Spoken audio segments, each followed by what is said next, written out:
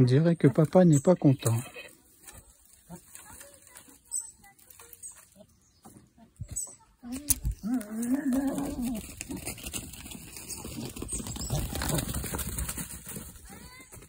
Bonjour à tous, bienvenue dans cette nouvelle vidéo. Je suis toujours Monsieur Seguin, au gré du van. Je vous invite aujourd'hui à partager notre quotidien et un petit essai de notre nouvelle monture, qui n'est pas une petite chèvre ni un bouc, mais vous allez voir de quoi on parle dans quelques instants. À tout de suite.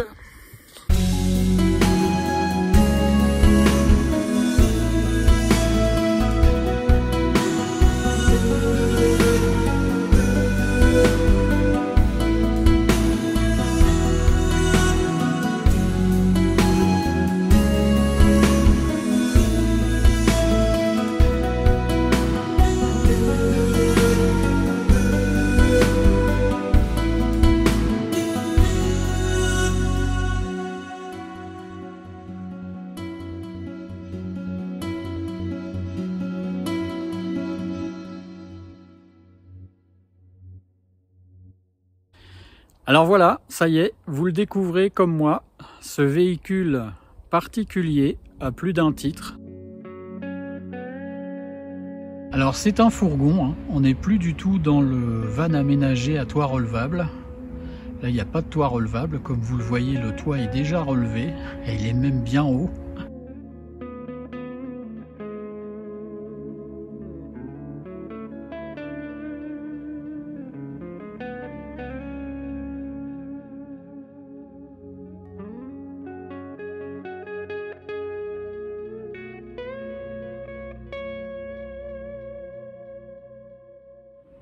Alors pour éviter de faire une vidéo de 4 heures, parce que comme je vous l'ai annoncé, il y a énormément de choses à dire sur ce véhicule, je pense qu'on va faire 2 ou 3 vidéos. On va en faire une sur l'extérieur, la présentation extérieure, qui va être celle d'aujourd'hui. On en fera une deuxième sur l'intérieur et tous les équipements dont je vous ai un peu parlé. Je vous fais un bref aperçu de la bestiole quand même pour que vous voyez un petit peu de quoi on parle, mais on détaillera tout ça dans cette deuxième vidéo. Puis on fera peut-être une troisième vidéo sur la partie conduite, agrément de conduite, puisque vous savez que c'est quelque chose qui me tient particulièrement à cœur et il y a beaucoup à dire aussi là-dessus, notamment sur la hauteur du véhicule qui, je pense, doit peut-être inquiéter nombre d'entre vous, mais on aura un certain nombre d'explications là-dessus et vous verrez qu'il n'y a pas de raison de s'inquiéter outre mesure, mais j'en dis pas plus pour le moment.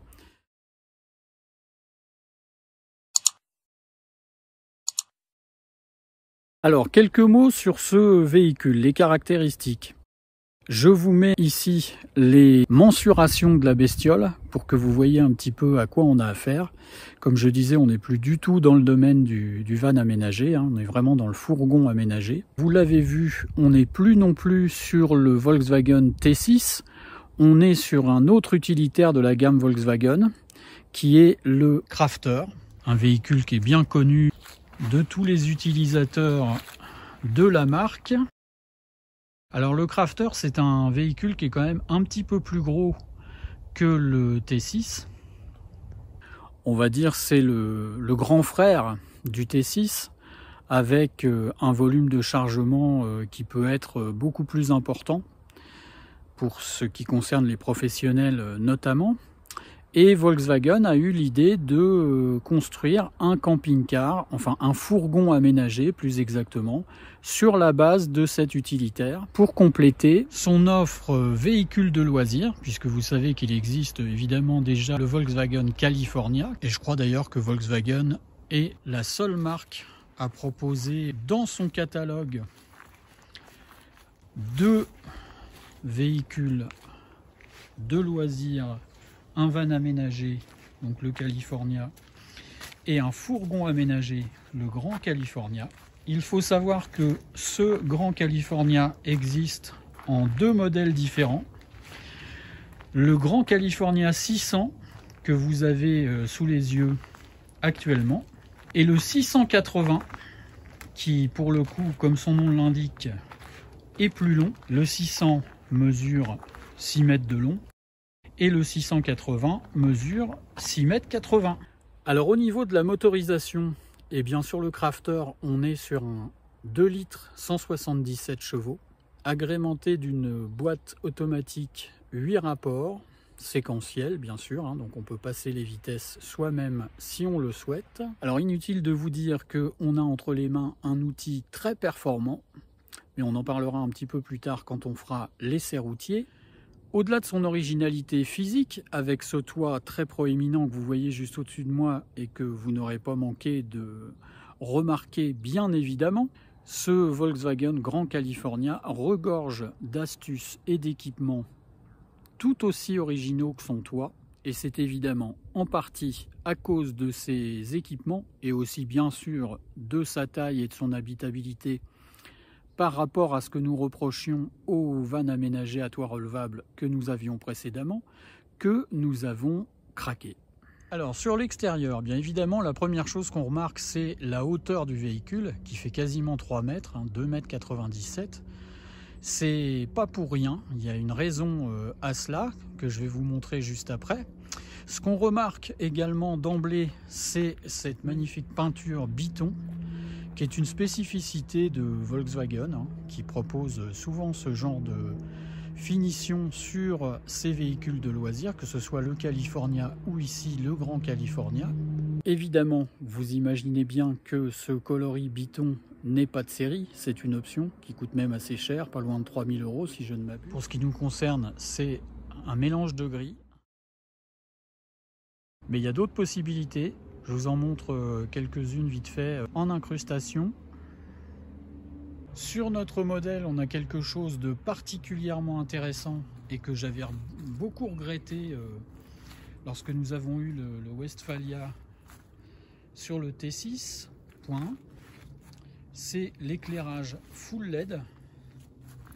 Alors ça d'abord c'est assez esthétique et puis surtout c'est très efficace. Vraiment très intéressant. Alors pour ce qui concerne cet éclairage full LED, nous avons eu la chance que cette option soit présente sur le véhicule que nous avons, puisque comme vous le savez je pense, nous avons échangé notre Westfalia Kepler 6 contre ce Volkswagen Grand California qui était en stock.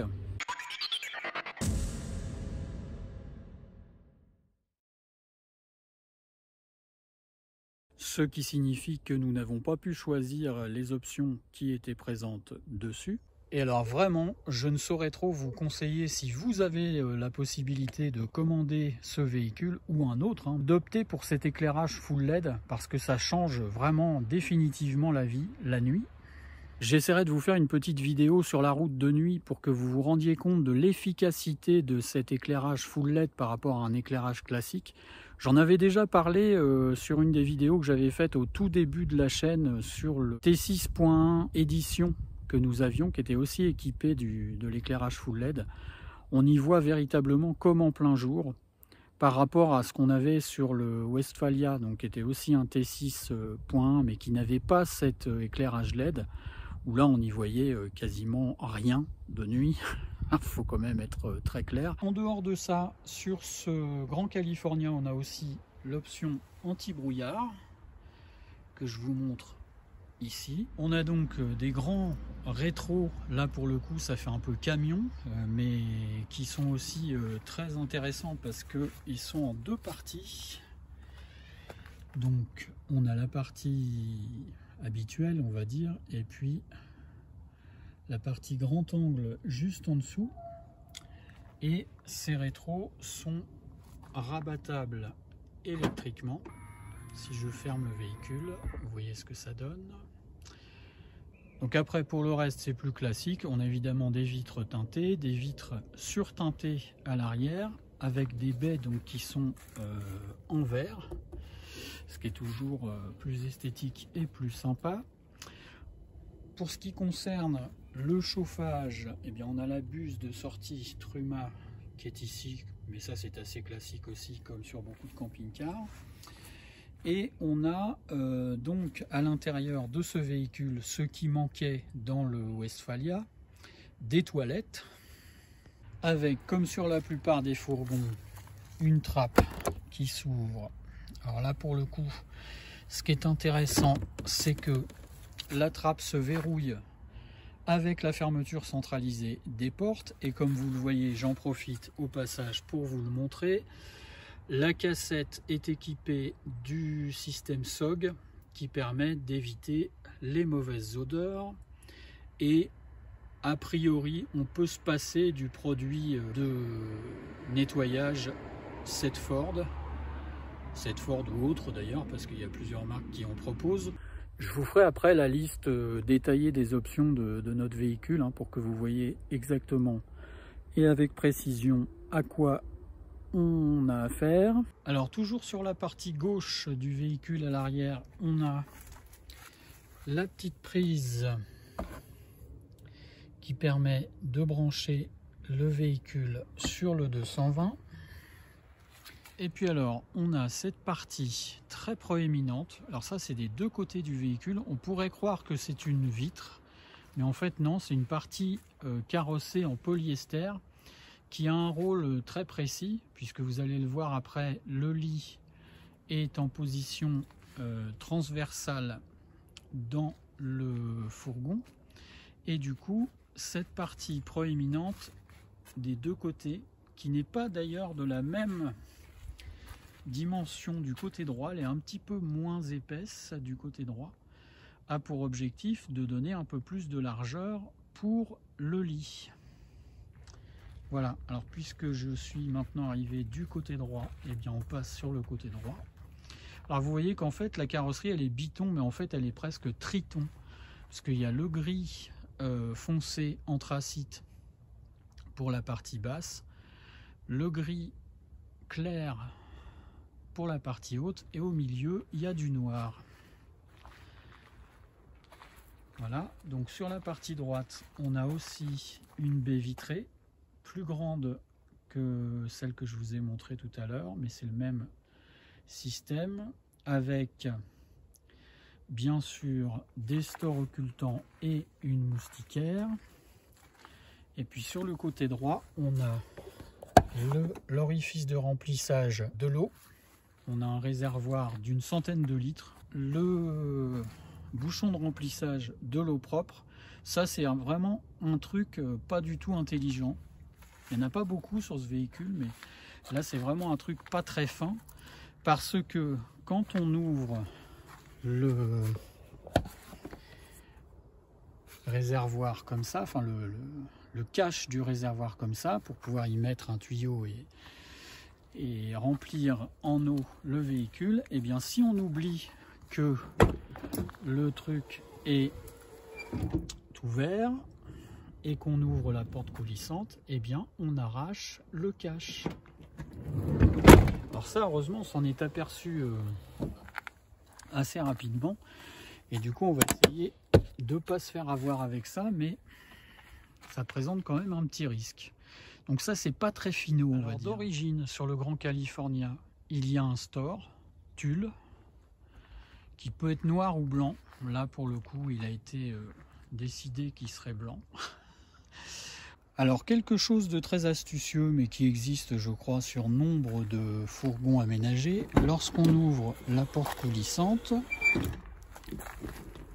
le marchepied sort automatiquement, et lorsqu'on referme la porte coulissante, le marchepied rentre automatiquement. Pas mal, hein? Alors au niveau des roues et des pneus, sur notre modèle, on est en 16 pouces. Ce sont des enjoliveurs et non pas des roues alliage. De loin, on pourrait croire que ce sont des jantes alu, mais ce ne sont pas des jantes alu. Il y a une option jante alu en 17 pouces qui est très jolie aussi, très sympa, mais là pour le coup notre véhicule n'en est pas équipé. On a des radars de détection d'obstacles un peu partout sur l'avant.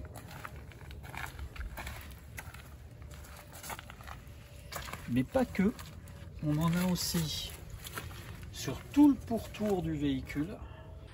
pas mal aussi, hein. Alors ça, les détections d'obstacles sur tout le périmètre du véhicule, ça fait partie des petites originalités dont je vous parlais tout à l'heure et qui n'existent pas sur tous les véhicules, enfin en tout cas pas à ma connaissance. Alors, sur l'avant et sur le haut du véhicule, il y a évidemment quelque chose qui doit vous interpeller un petit peu, c'est ce tapis noir qui épouse ce qu'on pourrait presque considérer comme une capucine, mais qui n'en est pas tout à fait une. Il s'agit ni plus ni moins d'un panneau solaire qui est intégré directement au véhicule. Alors, ça fait aussi partie du catalogue des options, mais c'est quelque chose qui est monté d'origine par Volkswagen. Ce n'est pas un accessoire rajouté. Alors, à l'arrière, rien de très original. Ce sont deux portes battantes. Et on remarque les deux petites vitres qui s'ouvrent, bien sûr, avec aussi un store occultant et une moustiquaire. Et ici, la caméra de recul et le feu stop. Tout ça parfaitement intégré, évidemment, puisque c'est aussi de la monte d'origine. Je vous refais une petite vue aux 3/4 arrière avec le petit store. Alors pour info, le store c'est pas forcément quelque chose qu'on avait l'habitude de prendre en option sur nos véhicules, mais bon, comme il existe sur celui-ci, on va pas faire la fine bouche non plus. Bien, alors j'ai attendu de revenir à la maison pour vous faire un petit film du toit du véhicule pour vous montrer ce qu'il y a sur le toit. Donc vous voyez qu'il y a deux grands lanterneaux, un au-dessus du salon et un au-dessus de la chambre, qui sont tous les deux équipés bien sûr de la moustiquaire et du volet occultant. Et puis il y a aussi un petit lanterneau au-dessus de la salle de bain qui permet d'aérer la salle de bain une fois qu'on a pris sa douche. Alors j'en profite pour vous remontrer également le panneau solaire, que vous voyez bien comment c'est installé sur le toit du véhicule également.